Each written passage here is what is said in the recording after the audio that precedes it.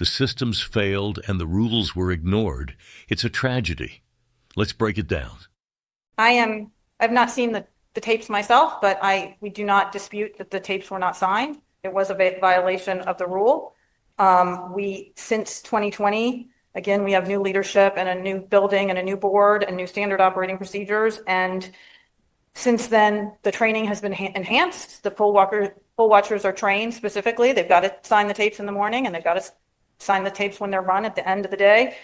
When the tapes come back to the hub for, with all the documentation, they are checked again. And if somebody forgot to sign a tape, then Fulton initiates an investigation. But we don't dispute the allegation. For 5 long years, the establishment gave us the same line.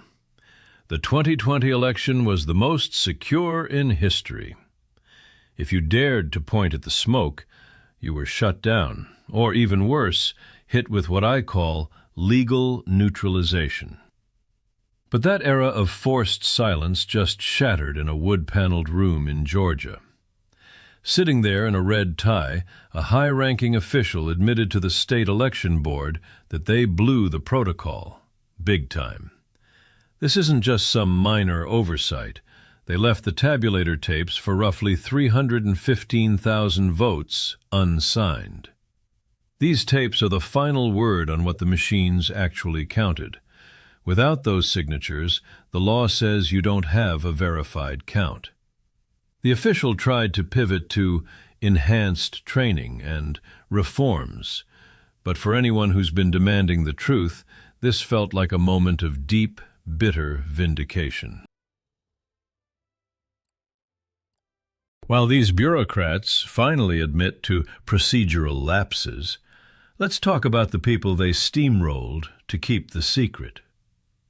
Rudy Giuliani, once America's mayor, was the prime target. He stood in front of those cameras, shouting about Fulton County and the numbers that didn't add up at State Farm Arena. And what did he get for it? He was branded a conspirator, stripped of his law license, and hammered with a soul-crushing $148 million judgment. They didn't treat him like a whistleblower. They treated him like an enemy of the state to be dismantled. Now that the truth is trickling out from the very county he called out, we have to ask, was that judgment justice, or was it a hit job to bury a witness? Fulton County has always been ground zero for this fight. We all remember that grainy footage from State Farm Arena, the containers coming out from under tables, the repeat scans. Back then, they told you to ignore your lying eyes. They called it standard procedure. Well, if 315,000 votes were pushed through without the mandatory legal signatures on the tapes, the chain of custody didn't just break, it evaporated.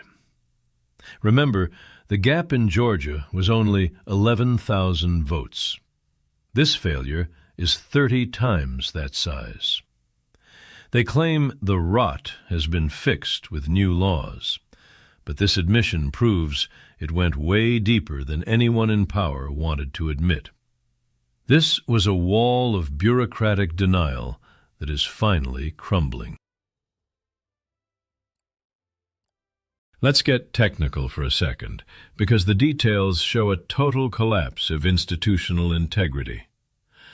A tabulator tape is supposed to be the legal guarantee of our democratic will. When a poll worker signs it, they're putting their neck on the line that the count is real. By skipping those signatures across multiple precincts, Fulton County basically threw out the accountability manual. Some are calling it a systemic failure designed to make an audit impossible.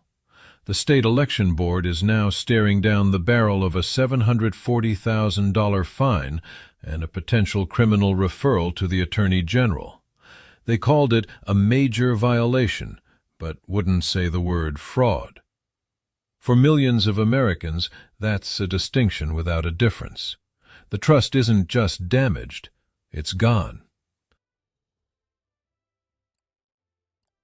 Now that the confession is public, there's a massive push to clear the names of the people the system tried to bury. Legal teams are already drafting new filings, using this Fulton County admission to prove the original challenges were based on hard facts, not misinformation. The goal here isn't just a pat on the back, it's the total dismantling of the cases against Rudy Giuliani and his team. If the government admits to a major violation involving 300,000 votes, how can they still justify prosecuting the people who pointed it out? The establishment is going to fight this tooth and nail, but the legal ground is shifting under their feet.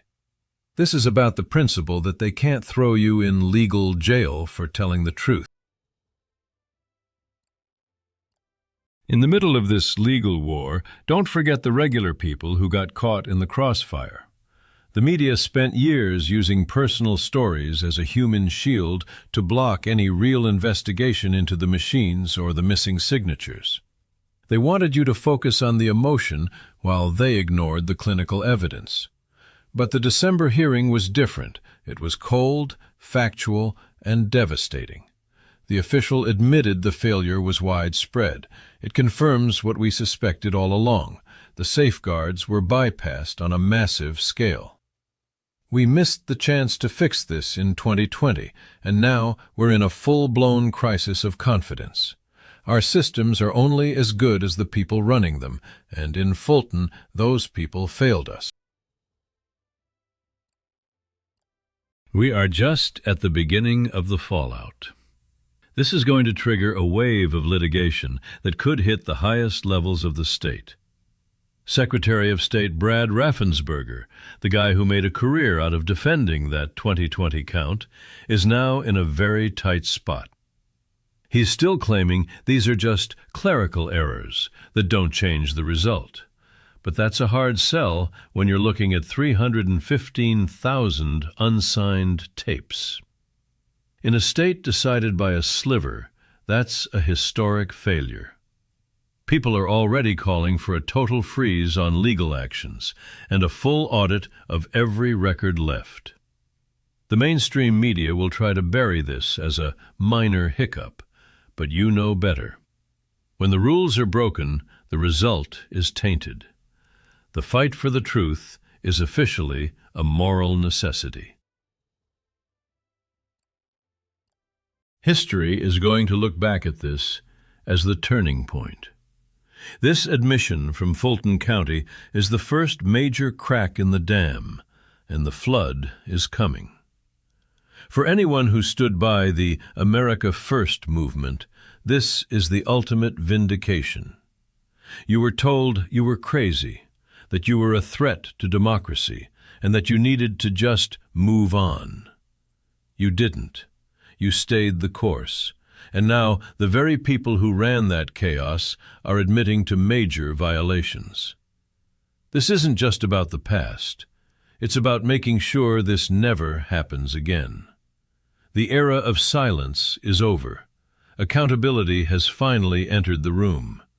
Stay vigilant and don't stop demanding the truth, because today the truth finally fought back.